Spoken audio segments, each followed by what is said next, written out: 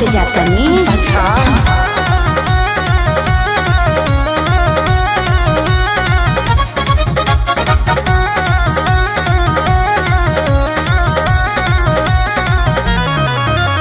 लगन में हो जाए शादी चली जाए वो हम ससुरा। अरे सुनत हो लगन में हो जाए शादी चली जाए वो हम ससुरा। अच्छा है फोन नंबर ल सहेली के अब ये करे से करी हो प्यार। हमके न कही हम हरे भी हो बिल्कुल ना जाने तुम तो जाने तुम तो बोलो ना जाने तुम तो मीठी जलेबी हो सुनो ना भर लगी तुम देवी हो। जाने तुम तो मीठी जलेबी हो सुनो ना भर लगी तुम देवी हो। सही में। Love Guru DJ mobile number 9905028050.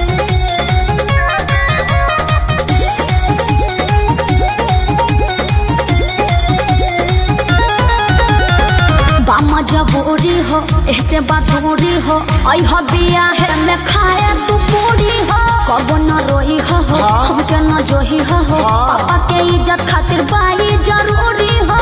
अरे तनी फीलिंग के फील अच्छा पर करूई ना भाई त सुना का दुआरा पजाई ठीक बा तहरा शादी के मिठाई डरली मन भरे हम खाई जाता नी गिफ्ट दे के है भी हो। जाने तुम तो जाने तुम तो जाने तुम तो मीठी जलेबी हो सुनो ना भर जिया जिया जाने तुम तो मीठी जलेबी हो सुनो ना भर लगी तुम देवी हो। वो कैसे हो तो जब अपना सहेली के नंबर दे देवे तो हमरे नया चीज बेटा जाए ना। आई लव यू जाने आई लव यू।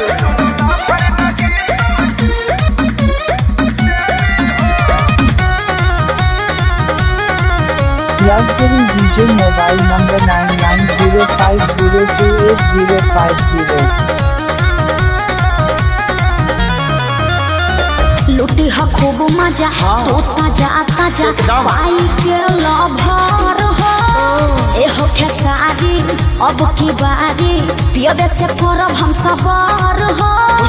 बाबू अपना ख्याल रखियो। हाँ हो रातों रात समूह के याबे हम खुश खबरी सुनाई। अच्छा बारू तू कितना दानी बतिया रे से बताई। अरे रखी ह ध्यान हमर बेबी हो एकदम जाने तुम तो जाने तुम तो जाने तुम तो मीठी जलेबी हो सुनो ना भर लगी तुम देवी हो। जाने तुम तो मीठी जलेबी हो सुनो ना भर लगी तुम देवी हो। कुछ भी बोलते हो है ना। Love Guru DJ. जाने तुम तो मीठी जलेबी हो सुनो ना भर लगी तुम देवी हो। जाने तुम तो मीठी जलेबी हो सुनो ना भर लगी जिया जिया जाने तुम तो मीठी जलेबी